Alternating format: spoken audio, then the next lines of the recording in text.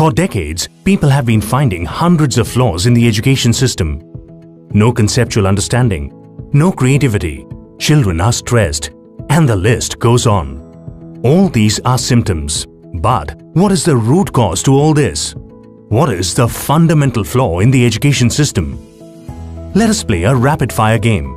You have 1 second to answer every question. Let's start.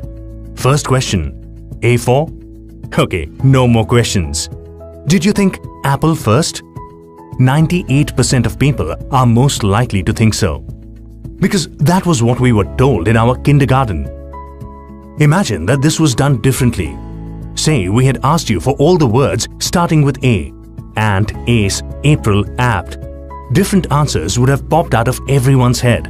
Do you see where the problem is? Before children start going to school, every child is unique. Every child thinks different. But the education system makes every child think the same. This is the fundamental flaw in the education system. Why did this start?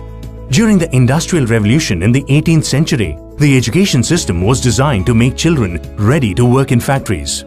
The factories did not require people to think but to only work like robots. So, the education system stripped children of their freedom to think and destroyed their true potential. The same education system continues even today. Only the industries have changed.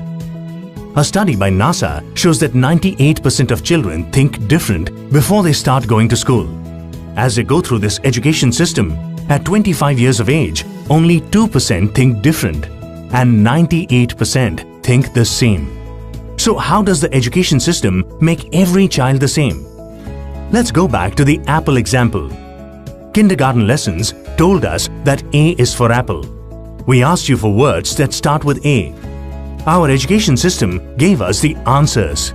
We asked you a question. Answers make you the same. Questions make you different. Right from kindergarten, the education system keeps giving answers. Instead of asking children how plants make food, the science teacher gives you the definition of photosynthesis.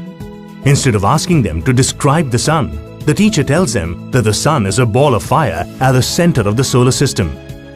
Through their years in school, children lose the capability to think on their own. Whether it is their choice of career or their relationship or any situation in life, they become dependent on others for answers.